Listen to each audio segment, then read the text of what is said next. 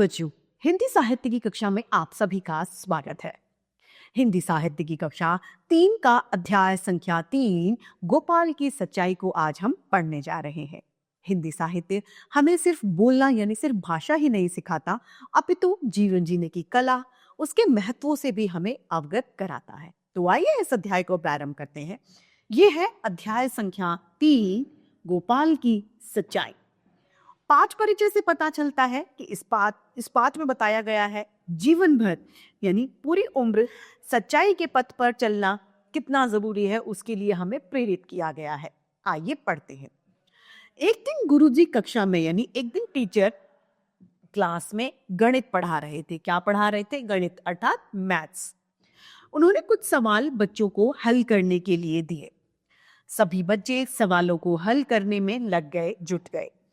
उन्हीं बच्चों में से एक बहुत होशियार था। क्या था? एक बहुत ज्यादा इंटेलिजेंट, बहुत होशियार बच्चा था। उसका नाम था गोपाल। उसने बहुत ही थोड़े समय में सवालों को हल कर लिया और खड़े होकर बोला, गुरुजी, मैंने सभी सवाल हल कर लिए। क्या बोला? मैंने सभी सवाल सॉल्व कर लिए। अब गुरुजी ने गोपाल की पुस्तिका जांची यानी चेक की तो चकित रह गए। चकित यानी वो एकदम हैरान हो गए। उसके सभी सवाल एकदम सही थे, उसमें कोई भी गलती नहीं थी। यह देखकर गुरुजी बहुत खुश हुए। उन्होंने गोपाल की पीठ थपथपाते हुए उसकी बहुत प्रशंसा की, यानी उसकी बहुत ज्यादा तारीफ की। प्रशंसा यानी तारीफ करना। फिर उन्होंने सभी बच्चों को कुछ सवाल घर से हल करने के लिए दिए और बोले, बच्चों, यह आज का गृह कार्य यानी यह आपका होमवर्क है, घर का कार्य है। इन सवालों को तुम्हें खुद यानी स्वयं हल करना है।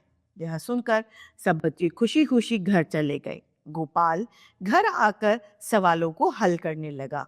माँ ने गोपाल से कहा, बेटा पहले खाना खा लो। गोपाल ने कहा, नहीं माँ, पहले ये सवाल में कर लो।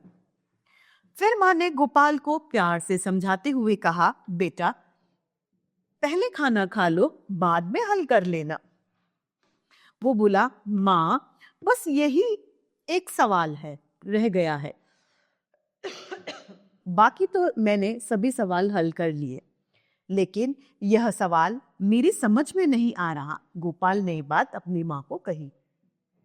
यह कहकर वह फिर से सवाल को हल करने लग गया। गोपाल ने बहुत माथापच्ची करी, यानी उसने बहुत तिकड़म लगाए, सब तरीके से उसने उस सवाल को हल करने की सोची, लेकिन सवाल उसकी समझ में नहीं आ रहा था। तभी उसका एक दोस्त वहां आया। गोपाल ने मित्र की सहायता से वह सवाल सॉल्व कर लिया, यानी दोस्त और दोनों ने मिलकर सवाल को हल कर लिया। अगले दिन जब गुरुजी ने सभी बच्चों की कॉपियां यानी पुस्तिका चेक करी, जांची, तो केवल गोपाल के ही सभी उत्तर सही थे। उन्होंने गोपाल को शाबाशी देते हुए कहा, बेटा गोपाल, मुझे तुम पर गर्व है। क्या बोले? बेटा गोपाल, मुझे तुम पर गर्व है। पूरी कक्षा में केवल तुम्हारे जवाब ही सही हैं। फिर उन्होंने जेब से एक कलम यानी एक पेन निकाली और गोपाल को देते हुए कहा, बेटा मैं तुमसे प्रसन्न यानी खुश हूं, और यह कलम यानी ये पेन तुम्हारे लिए एक पुरस्कार में मैं तुम्हें देता हूं। पुरस्कार यानी इनाम के रूप में मैं तुम्हें देता हूं। गोपाल गुरु की बात सुनकर रोने लगा।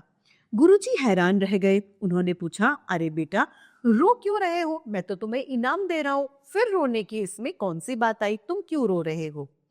गोपाल बोला, गुरुजी मैं पुरस्कार पाने के लायक नहीं हूं, मैं इसके योग्य नहीं हूं, क्योंकि आपने सभी सवाल खुद यानी स्वयं करने के लिए कहा था। मैंने सभी सवाल तो स्वयं यानी खुद किए, लेकिन एक सवाल हल नहीं कर पाया। उसे हल करने में मेरे मित्र ने मेरी मदद यानी सहायता की थी। यहाँ पर गोपाल ने अपनी सच्चाई का प्रदर्शन किया। गोपाल ने झूठ का सहारा नहीं लिया, जो भी स्थिति थी वो उसने यथावत बता दी। गुरुजी गोपाल की बात सुनकर बहुत खुश हुए। एक छोटा सा बच्चा सबके सामने सच बोल रहा है और अपनी भूल स्वीकार कर रहा है। उन्होंने बोला, बेटा यह कलम तो तुम्हें पुरस्कार के रूप में लेनी ही होगी। पहले तुम्हें सवालों को हल करने के लिए पुरस्कार दिया जा रहा था, अब तुम्हारी सच्चाई के लिए यह पुरस्कार दिया जा रहा है। यानी पहले तुमने सारे सवाल सही किए इसलिए मैं तुम्हें इनाम दे रहा था, अब मैं तुम्हें इनाम किस लिए दे रहा हूं? ताकि इसलिए दे रहा हूं क्योंकि तुमने सच बोला, तुम सच के रास्ते पर चलते रहे। गुरु ने सच बोलने के लिए वह कलम यानी वो पेन गोपाल को दे दी। बच्चों, जानते हो यह बच्चा कौन था? इस बालक का पूरा नाम गोपाल कृष्ण गोखले। यह बालक यानी ये बच्चा बड़ा होकर हमारे देश का महान नेता बना। महात्मा गांधी गोपाल कृष्ण गोखले को अपना गुरु माना करते थे। तो देखा किस प्रकार से सत्य की वजह से उन्होंने अपने गुरु तक का भी दिल जीत लिया और एक इनाम पुरस्कार हासिल किया। तो इससे हम सभी को सीख मिलती है कि हम सभी को भी सदैव सच के रास्ते पर, सच्चाई के मार्ग पर चलना चाहिए। तो इसी सीख के साथ आज की हमारे साहित्य की कक्षा यही समाप्त होती है। फिर से हिंदी साहित्य में ऐसे रोचक अध्याय लेके आपके समक्ष प्रस्तुत होते रहेंगे। आज के लिए इतना ही, फिर मिलते हैं। धन्यवाद।